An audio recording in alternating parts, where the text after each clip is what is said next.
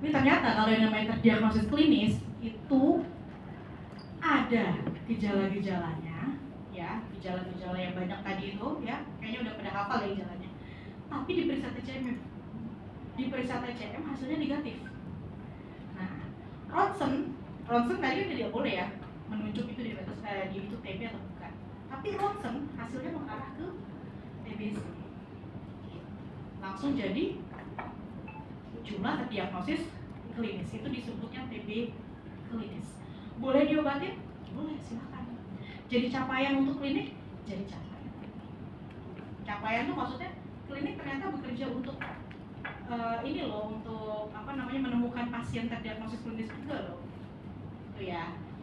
Oke.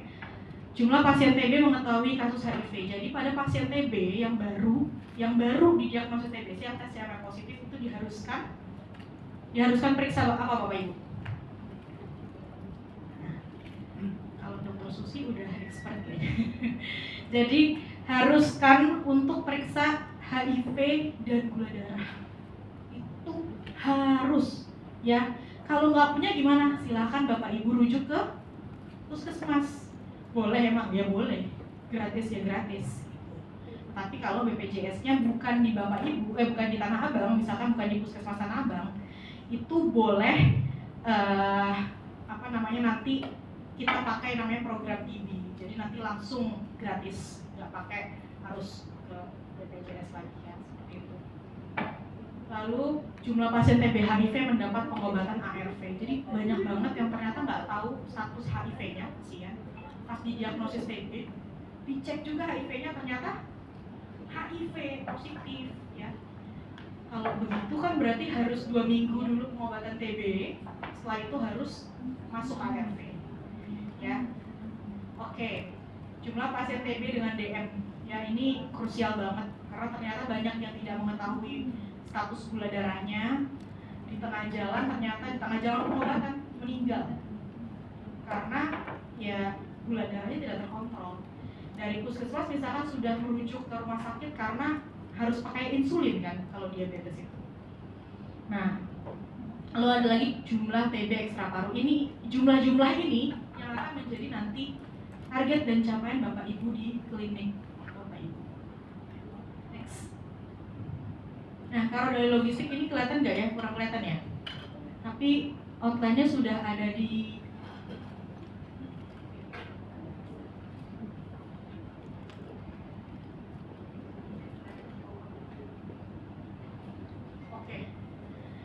Jadi kalau logistik itu adalah sebagai bahan pendukung dalam tata laksana.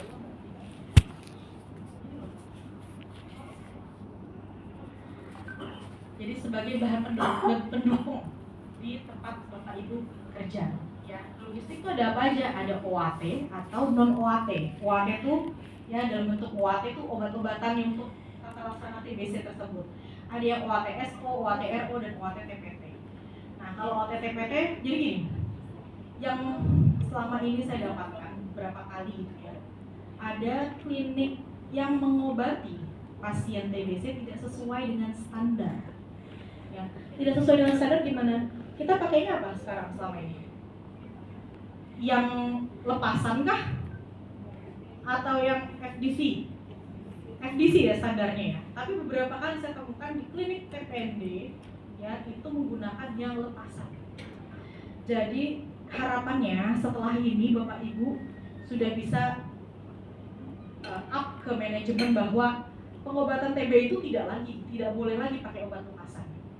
Harus pakai obat sesuai standarnya. Standarnya apa? Yaitu dari FDC. Satu kotak. Bapak Ibu ada yang pernah lihat nggak obat FDC?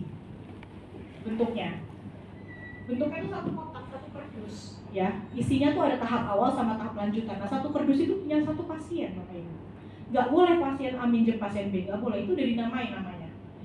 Nah, itu Bapak Ibu bisa dapatkan di mana? Bisa dapatkan di puskesmas, sesuai dengan MOU yang Bapak Ibu sudah tanda tangan bersama dengan puskesmas. Jadi nanti setelah ini harapannya bisa bekerja sama ya Bapak Ibu dengan puskesmas terkait dengan penanggulangan TB.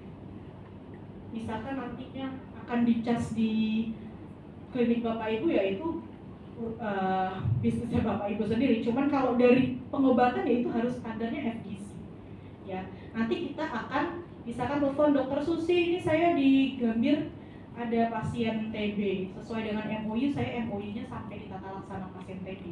Ya berarti nanti tinggal telepon dokter Susi untuk minta FDC-nya. Satu kotak untuk satu pasien. Misalkan pasiennya berat badannya lebih, yaitu 5 minum sekali minum yang harusnya tadinya kalau ada 3 tablet satu kali minum. Itu satu kardus. Misalkan pasiennya 70 kilo, berarti satu kali minum berapa? 70 masih 4 ya, 4 tablet. Nah kalau minumnya masih 4 tablet, berarti kan itu di atas daripada rata-rata berat badan yang ada di dalam satu kotak. Berarti harus minta lagi dong. Nah dihabiskan dulu, misalkan tahap awalnya dihabiskan, oh bentar lagi habis, telepon lagi dokter Susi, obat pasien ini habis, kamu mau minta lagi, nanti tinggal buat surat permintaan, kasih ke tim TB yang akan kasih obatnya.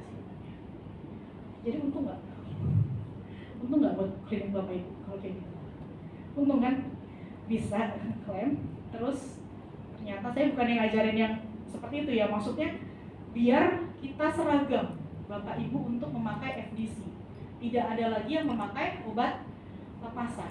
Yang terjadi adalah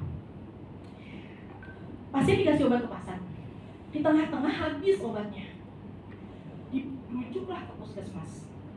Nah, puskesmas bagaimana? Kan kita kan mengeluarkan obat itu dengan SITB, ya, by name, by NIK, ya. Kalau di tengah-tengah seperti itu tidak bisa, jadi harus lagi mengulang pasiennya dari awal. Gitu.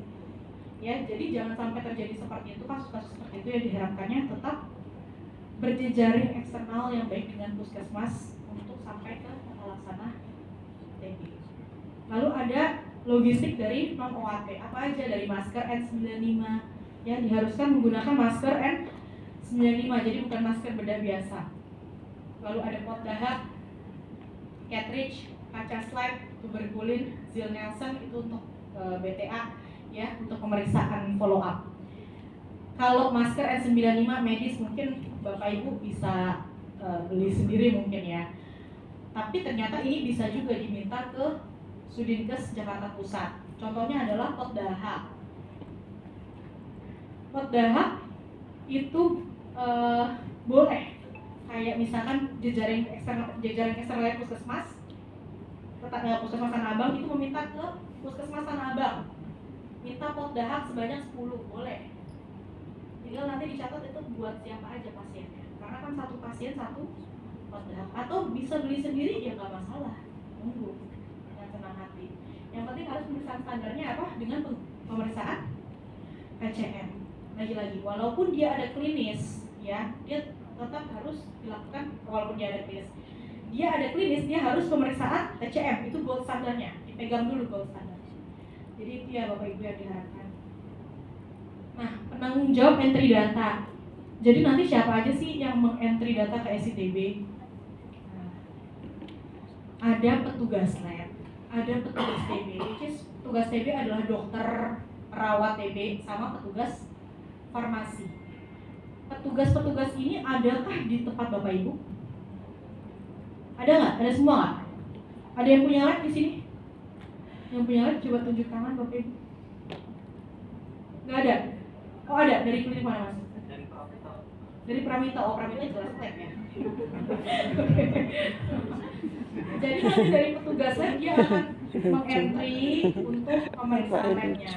Tapi itu jika ada TCM. Kalau tidak ada TCM berarti ekspor dahaknya kemana? Lagi-lagi ke puskesmas. Berarti nanti yang akan bertanggung jawab entry data itu adalah puskesmas.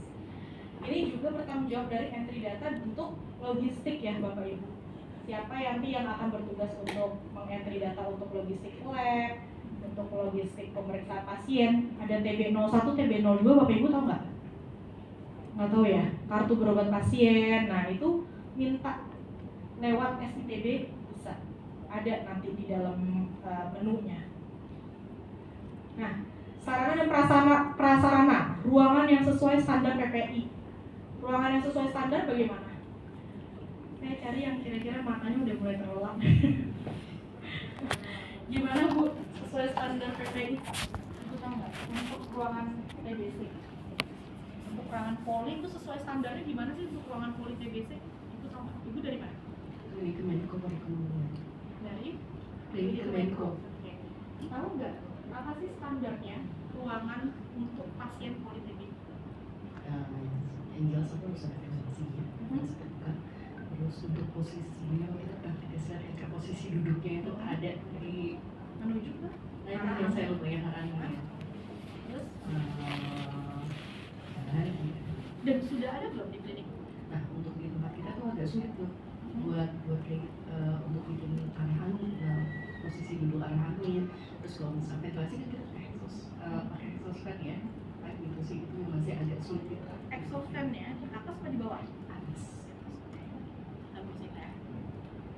Kalau ruangan yang sesuai standar PPU untuk pasien poli-TB itu sebenarnya ruangannya harus terbuka yang pertama. Yang kedua, ruangan harus terbuka ya, terus mengikuti dengan arah angin. Kalau misalkan sulit nih menentukan arah anginnya gimana? Pakai apa? Ventilasi mekanik, yaitu pakai kipas angin. Ya, jadi kalau bisa tidak boleh ada AC. Ya, pakai kipas angin. Makanya saya sauna tiap hari di poli. Kenapa? Karena nggak ada AC-nya. Pakai kipas angin bu. Ya, kipas angin. Terus exhaust fan di mana exhaust fan? Di atas apa di bawah? Di bawah, 15 cm di atas permukaan. Ya, jadi harapannya setelah ini nanti bisa colek manajemennya masing-masing dari jejaring untuk membetulkan posisi ruangannya. Ya, kalau memang ternyata tidak bisa pakai nggak pakai AC, emang harus pakai AC. Berarti exhaust fan-nya harus dibetulkan, bukan di atas tapi di bawah. Ya. Lalu ada sistem pembuangan limbahnya, lalu tempat mendahak atau sputumbut. Di sini ada nggak yang udah punya sputumbut? Pot dahak, apa pojok dahak, sorry. Iya. Sputumbut itu tempat pasien membuang dahak. Selama ini buang dahaknya di mana? Di mana? Di mana? Bapak dari mana? Dari mana? Jadi Pemduk. Kalau saat ini sih untuk pasien-pasien yang perlu ambil dahak, biasanya kita minta baru bisa di toilet sih karena kita nggak ada spot khusus untuk ada. Sebenarnya bagusnya itu ada tempat mendahak atau membuang dahak. Itu harus di luar sebenarnya. Ya, kalau bisa di ruangan terbuka dikasih aja kayak bekas spanduk, tuh nggak Bapak Ibu? Bekas spanduk partai apa kayak boleh deh terserah. Ya, yang penting bekas spanduk dibuat kayak gini loh. Kotak sekitar di pojokan di luar yang terkena angin, terbuka. Ya, yang terkena matahari karena dia kalau kena matahari mati kumannya. Ya, jadi jangan di kamar mandi sebenarnya. Ya, kasihan nanti yang ternyata dia TB, yang buang dahak TB, terus yang mau pipis orang yang nggak TB. Terus kebetulan dia lagi nggak enak badan lagi yang mau pipis tadi, dia udah jadi penularan di situ, muter-muter di situ. Ya, walaupun tadi seperti dibilang Dokter Chris bilang bahwa tidak semudah itu ya menularkannya. Cuman kan butuh waktu juga lama. Kalau misalkan terus-menerus kamar mandi itu dipakai untuk buang dahak gimana? Ya kan?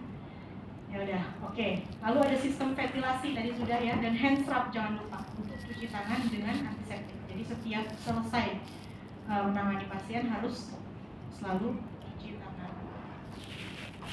Nah, pencegahan melalui PPI ya, mencegah pajanan TB ke petugas, pengunjung, pasien-pasien lain. Jadi intinya kenapa sih harus ada PPI, harus pengendalian infeksi itu kenapa sih? Ya karena itu kita sebagai petugas juga beresiko. Nggak mau kan gara-gara ruangannya tidak sesuai standar ternyata petugasnya yang kena. Gitu. Jangan sampai. Lalu pengendalian penularan kuman TB untuk mengurangi kejadian infeksi di sarana pelayanan kesehatan dan memastikan keselamatan pasien dalam meningkatkan mutu layanan di sarana layanan. Jadi kadang pasiennya juga dianterin kadang sama tetangganya, ada nggak yang kayak gitu? Kayaknya jarang ya kalau di klinik ya Bapak Ibu dianterin tetangga ya. Dianterin sih sendiri ya, sendiri atau dianterin sama teman ya. Nah kalau di puskesmas kami banyak yang dianterin sama tetangganya. Jadi nggak punya keluarga dianterin sama tetangganya. Nah tetangganya 2 bulan kemudian positif TB, ya memang dilema. Tujuannya ya tadi sudah dibilang bahwa memastikan keselamatan pasien juga ya salah satunya. Nah tadi sudah ya dibahas tadi ini tentang standing fan. Jadi fan-nya atau kipas angin harus yang berdiri, ya bukan yang dudukan di meja, bukan, tapi yang berdiri, harus yang berdiri. Berdiri misalkan dokternya duduk dengan tinggi seperti ini misalkan, nah berarti access fan-nya harus sesuai dengan tinggi dokter atau tinggi rata-rata dari orang Indonesia, ya. Gimana ya? Sorry. Nggak boleh ini, ya? Gimana? Nggak bisa sesuai standar. Karena dia memang harus dan tidak boleh muter-muter ya, Bu. Karena biasanya kita kalau ngadep ke kita masuk angin, ya. Kalau ngadep nggak kita kepanasan, nggak ada AC ya kan, dilema ya. Nah, tapi yang seharusnya adalah dia menghadap ke luar. Nah, ini jangan salah lagi nih, masang kipas angin tapi ngadepnya ke dokternya, ya kumannya ke dokternya dong. Kita panasan nih, masang kipas angin ini poli kita ke arah kita bilang. Ya kumannya ke kita. Nah, tujuan dari pemasangan kipas angin apa?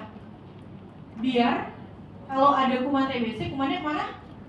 Keluar. Nah berarti harus pasangnya ke arah pintu atau ke arah jendela, dan bukaan pintu ya harus minimal 15% dari total luas ruangan. Jadi jangan pintu yang sempit, pintu itu harus dibuka lebar, jendela juga harus ada. Nah ini contoh sekutu booth yang tadi saya bilang. Kalau kayak gini kayaknya ini udah lumayan mewah ya. Nah tapi kan ini tergantung pengadaan dari klinik bapak ibu masing-masing. Bisa tadi saya bilang menggunakan bekas spanduk yang dibuat setimpal seperti itu, pasien tinggal masuk tinggal gantungkan ya. Lalu dari sumber daya manusia ada dokter, perawat, petugas lab, tenaga farmasi, dan tenaga rekem medis. Ini diperlukan untuk menunjang pekerjaan bapak ibu untuk menanggulangi TBC. Nah sekarang masuk ke jejaring internal dan jejaring eksternal. Yuk, saya mau tanya mungkin ya, jadi biar seragam.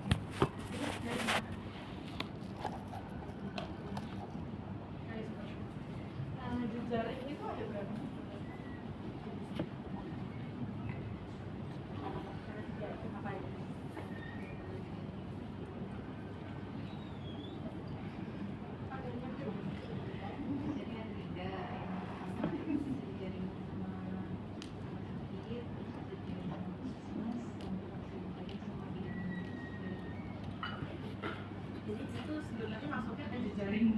Eksternal ya. Jadi sebenarnya jejaring itu ada dua Bapak Ibu.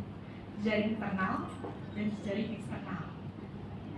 Jejaring internal itu antar layanan Bapak Ibu. Misalkan di klinik Bapak Ibu ada dokter objinnya, ada dokter penyakit dalamnya, ya ada dokter umumnya. Nah itu saling bekerja sama, berkolaborasi untuk menangani TBC. Misalkan ada yang batuk-batuk nih, tapi lagi bersama USG di dokter objin. Nah itu harus sudah ada SOP-nya, berarti dia harus mengirim pasien itu ke polidots ya, itu namanya jejaring internal ya, saling bekerja sama dalam satu atap. Nah bagaimana dengan jejaring eksternal? Nah jejaring eksternal ini banyak, salah satunya bapak ibu ya, di klinik bapak ibu bekerja sama dengan puskesmas, itu jejaring eksternal ya.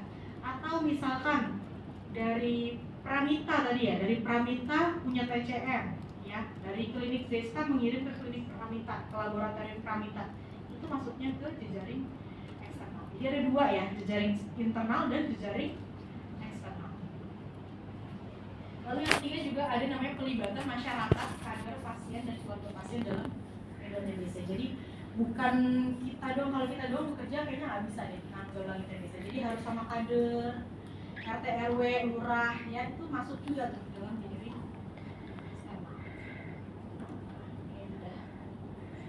Nah, Bapak Ibu sampai mana sih sebenarnya untuk jejaring ini? Lihat di sini ada KIP kepada pasien dan atau masyarakat, itu tugasnya tuh sampai ini loh. Tuh, sampai klinik utama ya. Ini saya bicara langsung ke klinik ya, karena kan kebanyakan dari Bapak Ibu di sini. Jadi ternyata klinik utama itu tugasnya banyak. Dari mulai KIE pada pasien ya, screening gejala dan penemuan gejala, penemuan terduga, PPI, ya, penegakan diagnosis sampai kolaborasi layanan TBC, HIV, DM, dan KIA. Jadi harapannya habis ini Bapak Ibu bisa langsung WA-WA-an nih sama puskesmasnya. Yuk, kapan kita ngadain screening massal di dekat tempat saya? Atau misalkan yang dari perusahaan, klinik perusahaan seperti klinik DPR. Ini ada dokter Nita ya, dokter Nita dari klinik DPR ya Bu, ya dok ya. Walaupun kesannya orang DPR kayaknya jarang dia ada TBC ya. Tapi kan bisa juga kita mengadakan screening massal bekerja sama dengan puskesmas. Ya, selama ini puskesmas bisa menawarkan selain screening TBC juga apa aja? Screening PTM, penyakit tidak menular. Bisa barengan dengan IVA, ya. Lalu screening HIV. Jadi banyak. Jadi nanti yang didapat oleh peserta screening bukan cuma screening TBC, tapi screening penyakit yang lainnya. Jadi itu bisa menjadi nilai plus. Ya harapannya bisa berjalan ya setelah ini. Next. Nih, lihat lagi di klinik utama. Kalau nanti MOU-nya sampai ke pengobatan, pendampingan sampai ke pengobatan, berarti ini harus semua dilakukan dari pemantauan, pengobatan, pendampingan pasien, pelacakan pasien mangkir ya. Pelacakan pasien mangkir itu sebenarnya klinik utama kalau di Kemenkes dari juknisnya itu harusnya melakukan juga. Tapi kan kita punya jejaring, jadi kita kerjasama gitu. Kerjasamanya ya dalam bentuk tadi kalau ada pasien mangkir bisa minta tolong sama puskesmas, ini ada pasien mangkir ya, bagaimana solusinya ya. Kalau sudah dilakukan pencarian secara maksimal gimana? Maksudnya dokter telepon dulu pasiennya ya, nggak bisa berarti tanya misalkan kalau yang dokternya ada di klinik DPR misalkan, berarti tanya sama kepalanya, ini ternyata ada pasien ini tapi mangkir berobat, kerjanya di departemen apa, dicari, benar-benar dicari. Next. Ini tadi sudah ya jejaring internal. Nah, jejaring internal itu ada di FKTP itu puskesmas, klinik ya. Ada juga jejaring internal di FKTL, contohnya adalah rumah sakit. Rumah sakit apa lagi? Berarti jejaring internalnya harus berjalan dengan baik. Lalu ada kolaborasi layanan TBC. Kolaborasi layanan TBC bisa TBDM, bisa TBC HIV ya, yang sudah berjalan. Ini alur-alurnya. Bapak Ibu sudah punya outline-nya, mungkin nanti bisa dibaca ya di slide saya. Saya tidak terlalu banyak menjelaskan ini karena ini pada prakteknya harusnya sudah dilakukan. Contohnya tadi saya sudah bilang bahwa kita di puskesmas sudah pakai namanya ILP, integrasi layanan primer. Jadi sudah sesuai siklus hidup. Misalkan ada klaster, namanya klaster 1, klaster 2, klaster 3. Nah setiap klaster, misalkan ada klaster yang di lansia misalkan ya. Lansia itu klaster 3 ya. Nah itu masuk, misalkan ada pasien Mbak,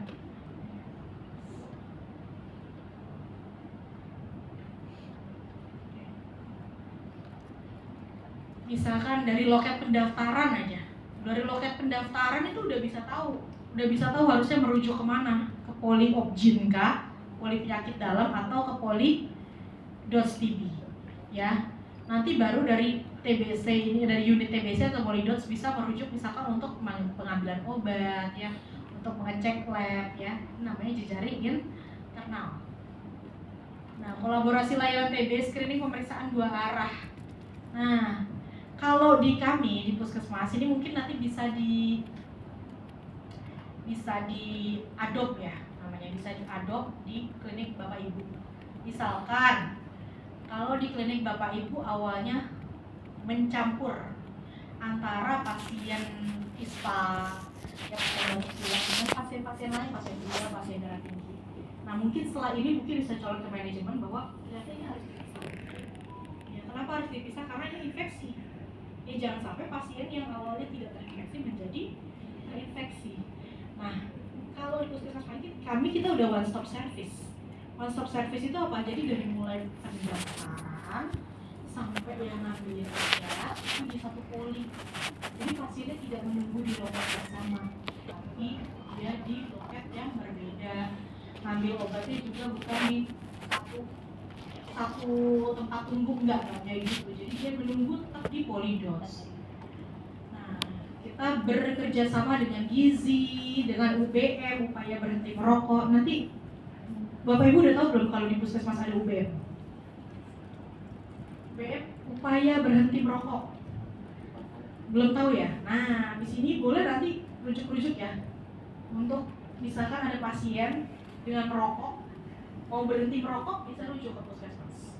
Ya, karena sekarang udah tahu ya bahwa ternyata di puskesmas ada sampai segitunya loh upaya berhenti merokok. Kalau di puskesmas Tanah Abang sampai ditotok, namanya totok anti rokok. Ya walaupun nanti mungkin Bapak Ibu ada yang merokok di sini boleh dicoba, ya. Ini sekalian promosi ya. Jadi setelah ini harapannya bisa bekerja sama dalam menemukan pasien TBC dan bisa merujuk juga, berusaha berjejaring juga tentang upaya berhenti merokok, ya. Seperti itu. Ini sekarang masuk ke jejaring eksternal. Sebentar lagi Bapak Ibu habis ini pulang. Jejaring eksternal, ya. Jejaring eksternal itu bukan cuma jejaring antar poli. Tadi seperti yang tadi saya bilang bahwa ada jejaring radiologis. Di sini ada klinik CWB nggak ya? CWB nggak ada ya? Misalkan di klinik CWB atau misalkan ada, kalau Pramita ada ronsennya ya Mas? Ada. Oke. Nah, misalkan di Pramita punya ronsen radiologis. Nah, Bapak Ibu boleh misalkan merujuk ke Pramita. Pramita apakah sudah sudah MW ya? Oke. Nah, itu nanti kalau soal BPJS mungkin nanti Dokter Silvi yang lebih ahli menjelaskan apakah itu gratis atau tidak ya dok.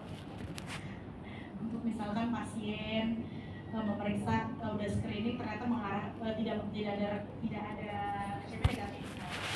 Lalu mau periksa ronsen itu gratis atau berbiaya gitu dok? Kita tolong dijelaskan ya dok ya. Mungkin biar pada semangat ya untuk merujuk untuk ronsennya juga gitu. Next. Lalu alur rujukan laboratorium TBC ya. Misalkan hasil pemeriksaan mikroskopik itu semua harus dicatat di SCTB. Termasuk nanti yang dari lab. Dari lab akan menginput ke SCTB positif atau negatif. Bapak Ibu per 2 hari tolong dilihat di SCTB-nya. Jadi kalau saya tiap hari melihat nih pasien saya udah positif atau negatif nih, udah ada belum di dalam lab. Lewat dari 2 hari belum ada dari lab, telepon puskesmasnya atau WA, dok ini pasien saya kok belum ada ya. Jadi proaktif gitu.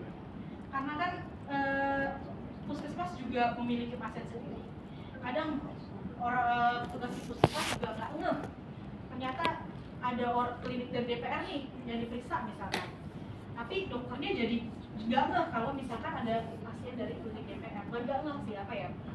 Nggak ingat gitu, nggak ingat, lupa gitu kalau ada pasien dari klinik DPR. Nah, dari klinik DPR itu harus proaktif.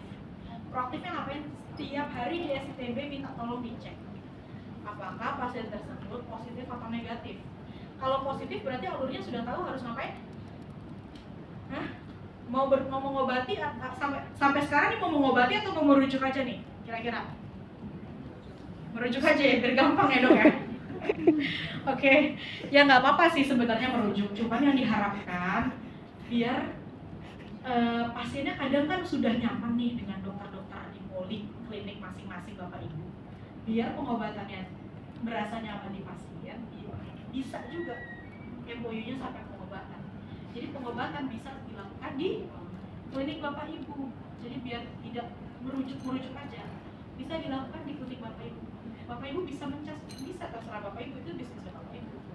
Obat dapat dari mana? Dari puskesmas. Untung apa enggak? Saya tanya. Cuan dong. Cuan nggak kayak gitu? Nah, cuan kan? Udah. Berarti sampai sekarang setelah saya beberkan ini mau sampai pengobatan atau mau merujuk? Tetap merujuk. Ya nggak berhasil dong saya. Berubah ya, tetap ada bedanya. Nah, transport spesimen. Nah, ini yang harus Bapak Ibu tahu. Kayaknya udah pada tahu ya kalau ternyata transport spesimen itu bisa diklaim. Hah? Udah pada tahu ya semua? Ada yang belum tahu? Ada yang belum tahu bahwa itu ternyata bisa jadi cuan buat Bapak Ibu? Hah? Saya bukan ngajarin dikit-dikit cuan ya. Maksudnya biar Bapak Ibu semangat gitu. Hah? Udah tahu semua ya bahwa ternyata transport spesimen ini, misalkan Bapak Ibu merujuk spesimen, merujuk dahak ke puskesmas, itu bisa diklaim oleh tim GF di Studinkas ya. Gitu. Jadi bisa kalau nggak salah satu dahak itu berapa? Yang hafal? 25. Berapa satu dahak? 25.000. 10 dahak 250.000. Cuan nggak? Jadi mulai saat ini rajin-rajin untuk mengirim Jahat. sampel ya. 25.000. Iya, lumayan ya, Bu. 25.000 ya, bakso satu porsi lah ya. Lumayan.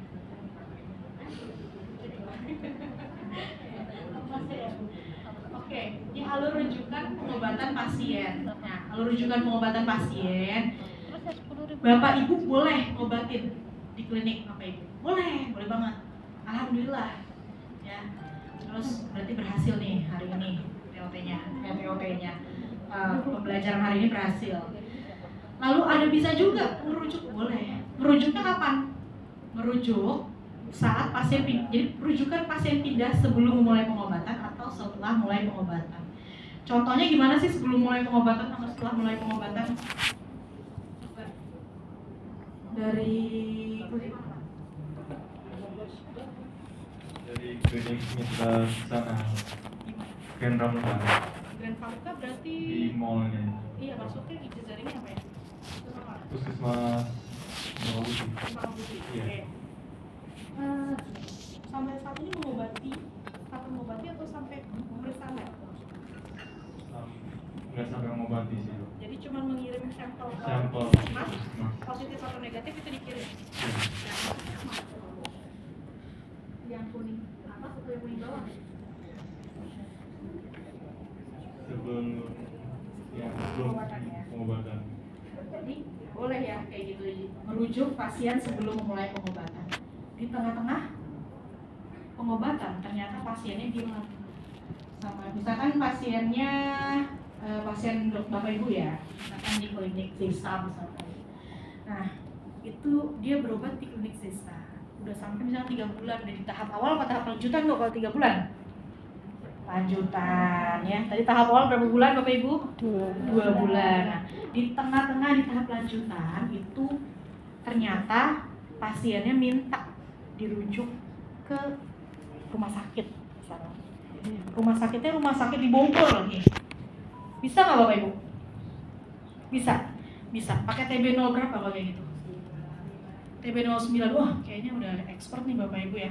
Jadi jangan lupa melampirkan TB 09 ya. Mohon izin ya Bapak Ibu. Jadi TB 09 itu sangat penting untuk proses rujukan pasien pindah sebelum mulai pengobatan ataupun setelah mulai pengobatan. Ya. Jadi rujukan sistem pindah, rujukan pasien pindah sebelum mulai pengobatan itu ada Fasenkes, dari Fasenkes yang menemukan pasien TBC, Fasenkes pengirim, ya. Jadi Fasenkes pengirim itu memberikan edukasi dulu pertamanya, ya. Termasuk pentingnya mulai pengobatan segera dan mendapatkan pengobatan sampai selesai. Ya, jadi jangan ngerujuk kalau belum edukasi. Ya, ini titip ya Bapak Ibu. Edukasi dulu, ini Bu penting banget minum obat 6 bulan. Kenapa? Karena kalau Ibu putus jadinya resisten obat. Itu kuman yang awalnya kuman biasa berubah jadi bulek. Ya, kalau saya selalu bilang gitu, berubah jadi bulek. 50 kali lipat kekuatannya dan tidak bisa diobati oleh obat kita. Namanya TB resisten obat. Ya. Jadi diedukasi dulu biar apa ya? Biar dia tahu kalau dia memang wajib pengobatan. Jangan sampai kita udah kasih TB 09 ya. Terus ya udah Bu, kita rujuk aja, udah lepas tangan gitu aja gitu. Terus pasiennya jadi nggak mau berobat. Ya udah dokternya udah merujuk tapi udahlah nggak penting-penting banget nih, saya udah ini batuknya. Nah itu jangan sampai terjadi seperti itu. Ya. Jejaring kolaborasi. Nah saat ini ada namanya TBC HIV sama TBC DM. Bapak Ibu ada yang udah MOU TBDM belum? Di sini ada yang sudah MOU TBDM?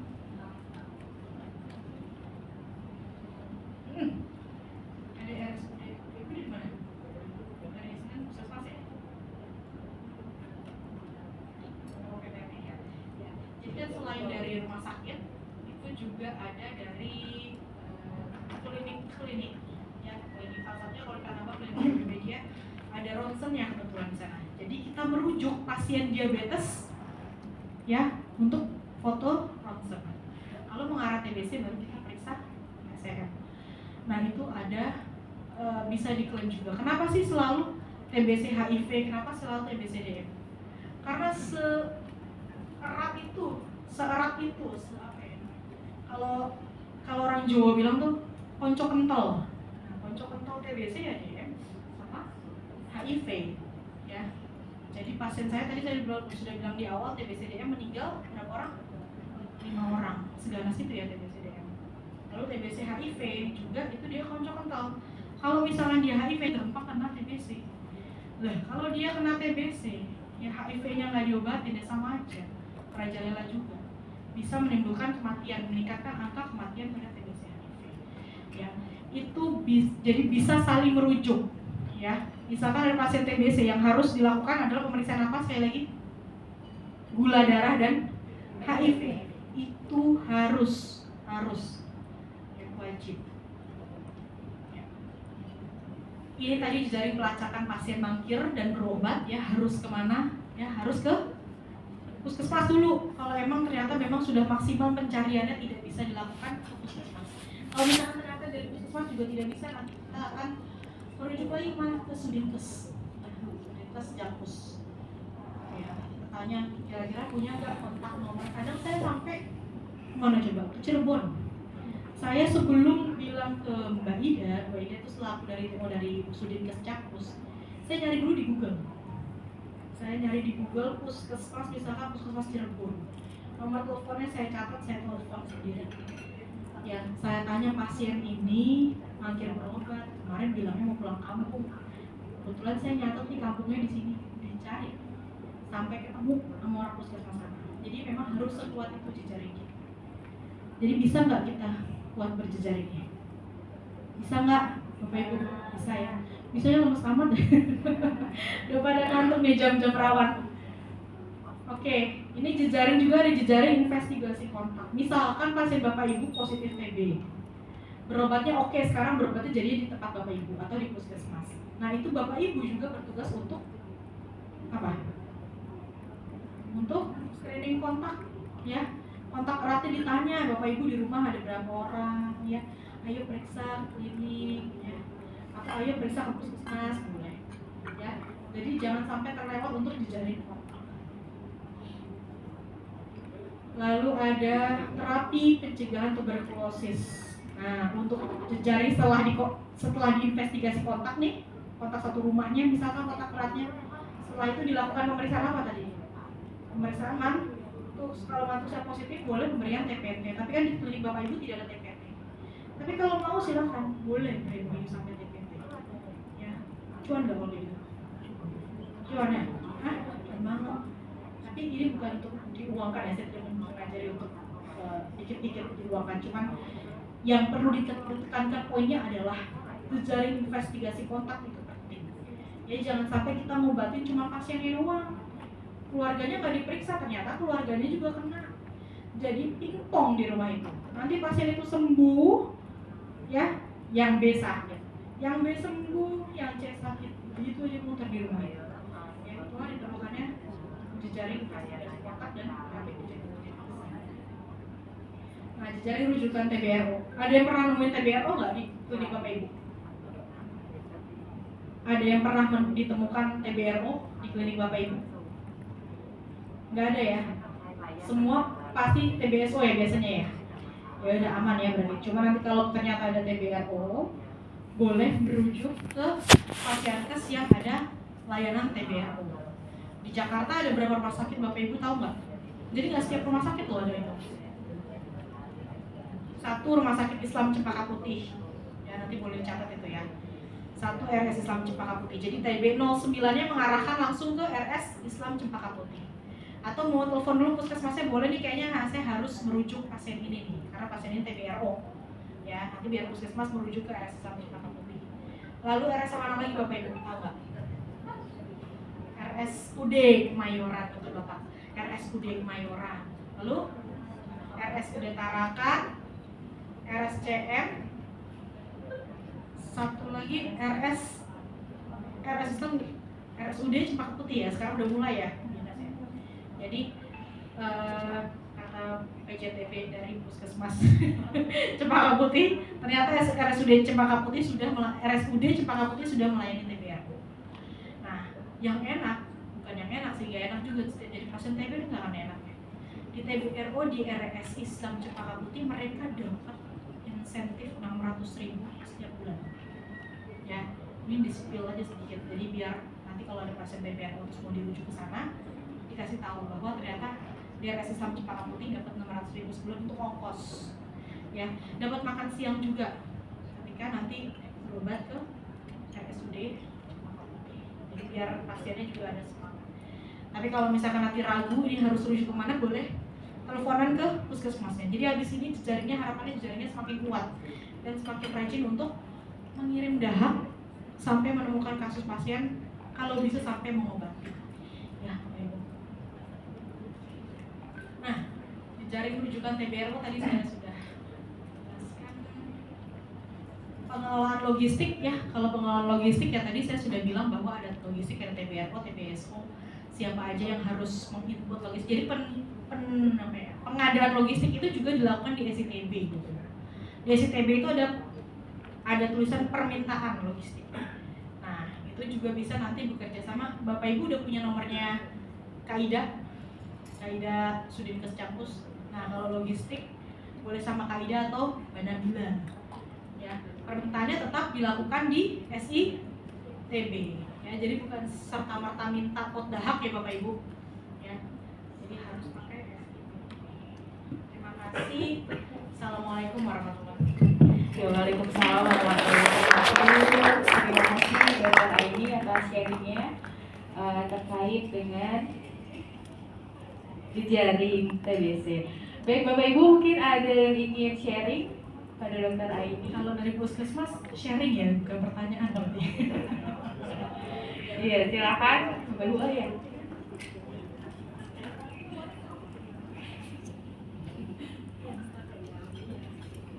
Selamat siang kepada Mas Bima. Yang mau ditanyakan tadi dokter menerangkan ya, kalau misalnya pasien dikasih obat satu pack bareng-bareng, ternyata maksudnya satu pack untuk satu orang ya, itu untuk sebulan 6 bulan.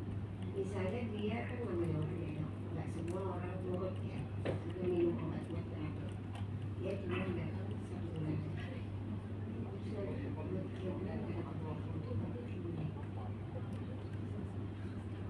Obatnya tetap dilaporkan di SITB. Jadi gini, kalau ada pasien datang nih, terus ternyata TBSO, ibu dengan dokter Lisa ceritanya mau ngobatin nih, ya, terus minta nih lewat SITB, OAT-nya, terus harus minta lewat puskesmas, kita kasih nih puskesmas. Terus 1 bulan kemudian pasien nggak datang, obatnya diapain? Obatnya disimpan dulu, dan dalam tahap penyimpanan itu kita harus nyari dulu pasien itu kemana. Jangan sampai pasien itu melanglang buana selama 2 bulan lebih jadi putus obat. Nah, jadi selama itu obatnya disimpan dulu, dilaporkan ke puskesmas bahwa pasien ini mampir berobat. Ya, dalam misalkan harusnya dia kontrol tanggal 15 sampai tanggal 17 saja dia nggak datang, nah itu harus lapor. Minta tolong dicarikan pasien ini dok, kita sudah cari secara maksimal, tidak bisa. Selama itu obatnya bisa jadi. Dan tidak boleh diberikan pasien lain. Ya, itu sudah dinamakan pasien A, misalkan Abid namanya, pasien Abid 1x3 itu distribusi. Bulan ketiga dia datang, sudah berarti putus berobat berapa? Putus berobat tidak minum obat berapa? 2 bulan. Putus berobat berarti luar saja. Dan ulang lagi dari awal ya, maksudnya periksa ulang. Iya, segala macam. Terus obatnya itu berarti baru lagi dong, otak baru lagi, apa otak ini? Obatnya baru lagi. Tapi dilihat lagi ya Bu, misalkan kalau obat yang tadi lama tadi, yang obat yang tadi selesai pengobatan terus diputus obat itu ya, nah itu masih ada, boleh dipakai dulu. Tapi misalkan tinggal dikit, misalkan tinggal 5 biji, ya itu harus segera minta jangan sampai pasiennya putus berobat karena stok obat di dokter bisa nggak? Ya, itu ya Bapak Ibu ya. Sebenarnya enak ya ngobatin pasien TB ya. Gak apa-apa, gue pakai mic aja Ya, dok.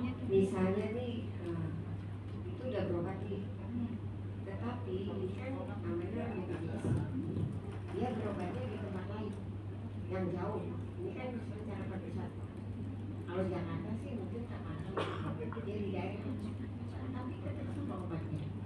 Obatnya maksudnya? Obat yang tadi satu. Ibu mau kirim obat ke pasien itu atau dari puskesmas lain nih?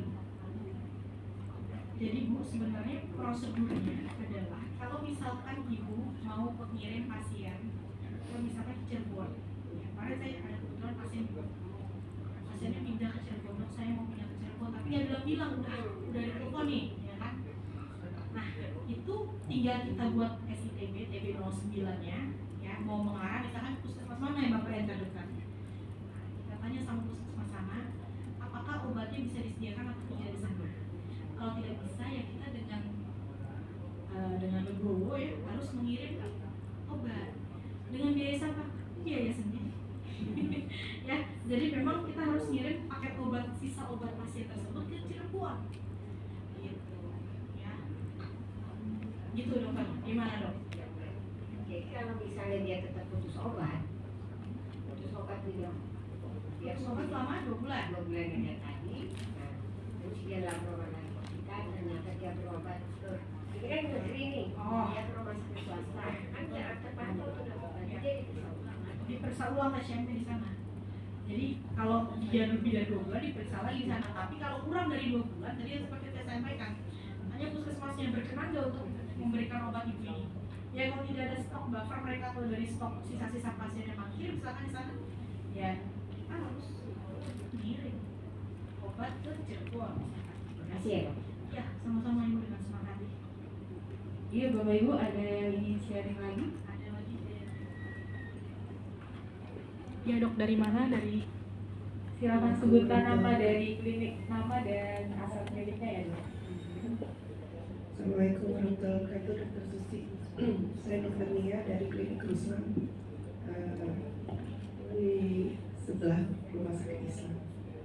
Jadi dok, permasalahannya saya sekitar 3 bulan yang lalu, 3-4 bulan yang lalu itu dapat pasien pindahan dari Malang. Dia datang dengan membawa formulir TB 09 dan obat. Dia minta untuk pindah ke kami. Dan di SITB juga sudah tertulis, yaitu pindah ke Vaskes kami. Kemudian saya mau tahankan obatnya karena akan diberikan setiap 2 minggu, karena kan harus pemeriksaan berat badan sekarang. Kemudian ternyata dia itu mau pergi berdinas ke Sulawesi. Kemudian kalau itu gimana ini pengobatannya? Kan nggak mungkin bolak-balik Sulawesi Jakarta sebulan sekali pun enggak. Dia minta saya bawa aja dok. Saya bilang kalau gitu nanti pindah aja ke Vaskesnya yang di Sulawesi, tapi dia nggak mau. Berhubung karena saya khawatir dia lolos nggak minum obat, ya mungkin ini kesalahan saya juga ya. Saya bawakan obatnya, tapi bapak benar-benar ya harus minum obat. Saya bilang nanti saya awasi setiap 2 minggu. Setiap 2 minggu kami WA, kirim WA, gimana dimakan nggak? Iya dimakan. Nah sampailah tanggal 19 November ini dia selesai. Terus dia mau nanya, terus kelanjutannya gimana? Saya bilang cek TCA terakhir. Cek BTA. Iya, BTA yang mana? Tapi ternyata dia pindah lagi ke Sumatera Selatan. Terus saya bilang, usahakan sebelum tanggal 19 dan tercatat. Dia bilang, saya nggak mungkin. Nah, Tapi sudah selesai pengobatan. pengobatan udah selesai, tiap hari dia minum obat dan tinggal 8 tablet lagi. Karena sekali makan dia makan 3 tablet. Dari klinis aman. Aman Gejala dia, aman. Oke. saya bilang, nah itu permasalahan bagaimana ya? Pertama itu. Yang kedua pertanyaan logistik. Selama ini saya kalau minta pot itu langsung kirim surat permintaan ke puskesmas. Memang selama ini saya kurang paham untuk memasukkan logistiknya ke SITB. itu aja. Terus saya juga baru paham kalau misalnya kita bisa dapat masker atau apa di STB tapi STB. lewat STB kalau masker ya. Iya, karena belum paham aja caranya sih. Baik. Aja, terima kasih banyak. Iya. Dengan dokter Dokternya. Dokter Nia ya. Oke. Dokter Nia, by the way, saya dokter Aini bukan dokter Susi ya. Maaf. dokter Susi mungkin bisa berdiri dong sebentar. Biar Maaf. ya, ini dokter Susi dari Puskesmas Gambir ya. Nah, cecek dokter Susi ya. Oke. Kalau dari yang pindah ya Bu ya berarti ya. Pindah ya Dok ya berarti. Kalau misalkan dia udah selesai pengobatan seperti kasus yang dokter tadi, ya, berarti DSITB bisa ditutup dengan selesai pengobatan. Jadi bukan sembuh, ya. Kalau jadi ada dua selesai pengobatan tuh, ada sembuh atau selesai pengobatan. Sembuh itu dokter harus memeriksakan BTA terakhir. BTA bulan ke-6 itu harus negatif, itu sembuh, ditutup DSITB-nya. Ibu berarti udah masuk SITB dokter kan ya? Ya. Itu ditutup di SITB dokter, bukan sembuh tapi selesai pengobatan, itu bisa ya. Jadi aman lah ya, yang penting nggak putus pengobatan, itu yang penting dulu, yang penting dipegang dia tidak putus pengobatan. Selesai pengobatan alhamdulillah ya. Yang penting dokter sudah edukasi bahwa wajib untuk mengirim dahak terakhir, tapi ternyata pasiennya tidak berkenan ya. Kalau tidak berkenan kita masa-masa sampai kita ke Kalimantan ini nggak mungkin ya.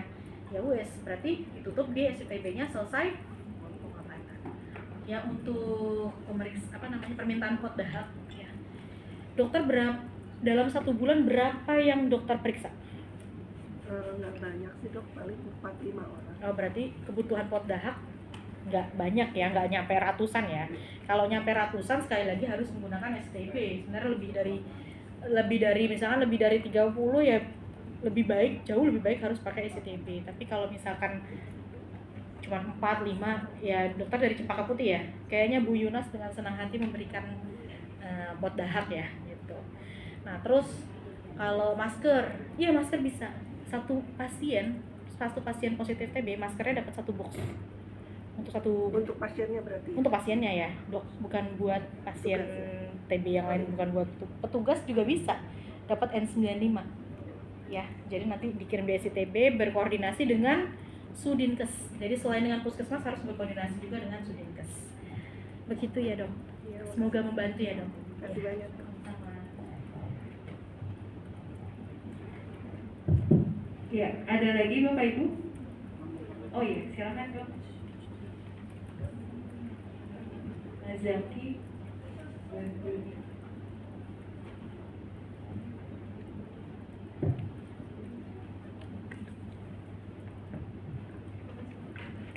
Assalamualaikum Dokter Aini, saya Dokter Nita dari DPR.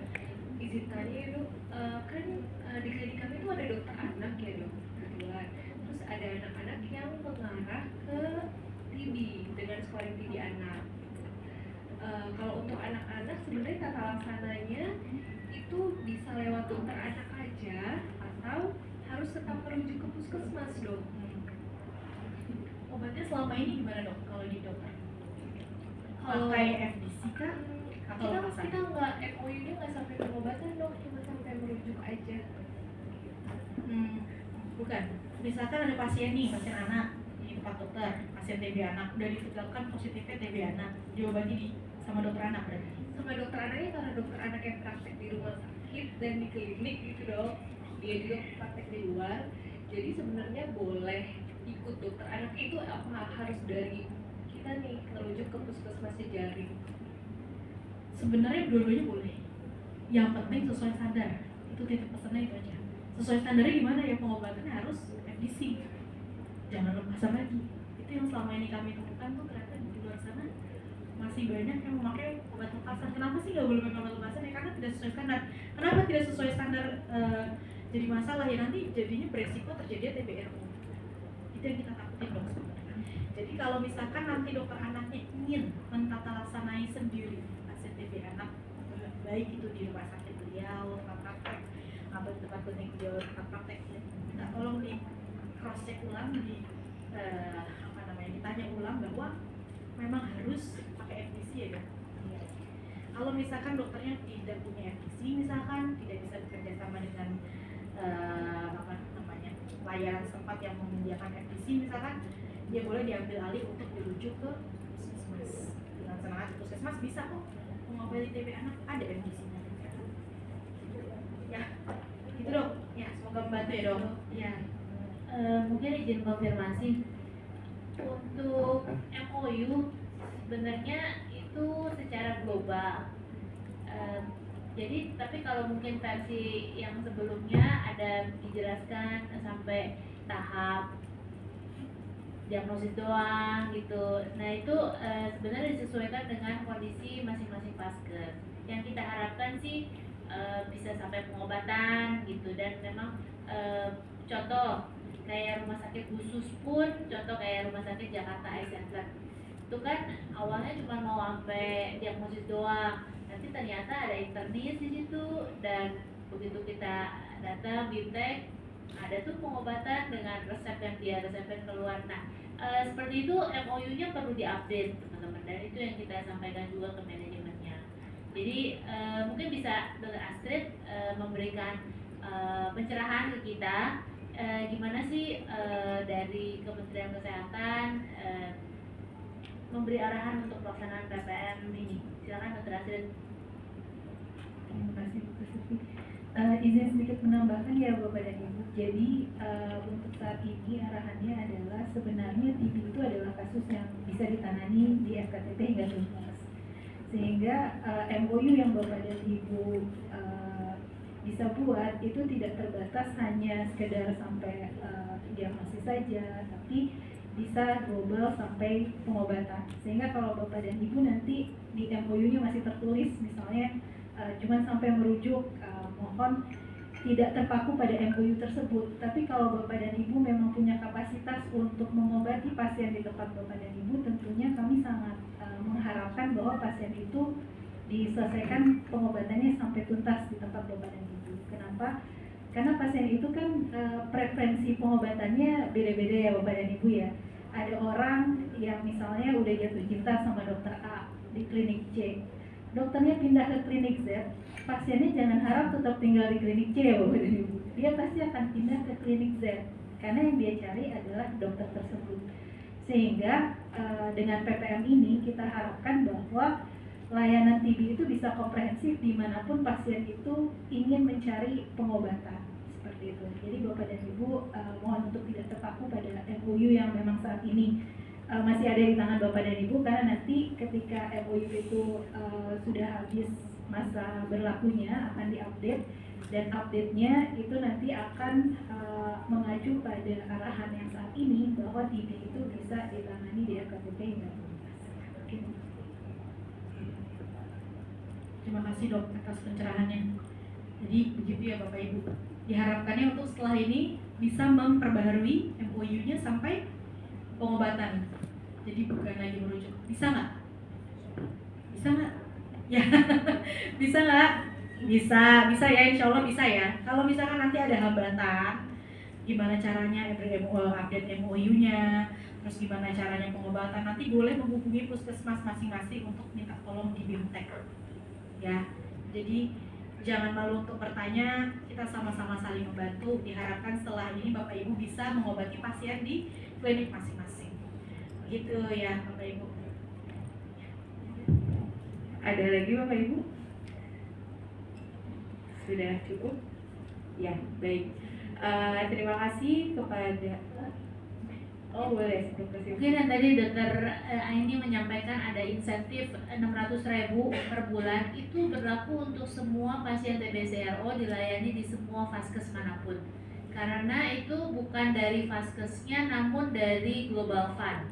Global Fund di input TB01 dari pasien TB-CRO ini, dan nanti ada pengajuannya dari rumah sakitnya. Seluruh rumah sakit TB-CRO udah berproses untuk mengajukan permintaan dananya ke tim komunitas wilayah masing-masing. Jadi jangan ragu untuk mengirimkan pasiennya kalau memang udah terdeteksi resisten obat ke vaskes manapun yang senyamannya pasien itu ada. Se-DKI, Manabila, list nama pasien Vaskes TBCRO nanti kita share ya di link materi supaya se-DKI bisa teman-teman tahu. Contohnya pastinya Persahabatan, Tut Timur, terus Pasar Minggu, RSUD Cengkareng, ya kalau di Jakpus kan ada 5 tadi. Nah di se-DKI kalau kalau nggak salah ada 20 ya. Detailnya nanti Mbak Nabila dan TO Jakpus nanti akan share materinya di link materi teman-teman ya. Terima kasih. Ya baik, terima kasih Dr. Silvi atas informasinya. Baik Bapak Ibu, mungkin kita berikan aplaus dulu kepada Dr. Aini yang telah menyampaikan materi terkait dengan jejaring TBCD. Bapak Ibu, untuk selanjutnya kita akan ada sharing dan ada beberapa informasi terkait dengan indikator PPM yang akan di-sharing oleh Dr. Astrid dari UCT BPS. Mungkin kepada Dr. Astrid, waktu dan tempat dipersilakan.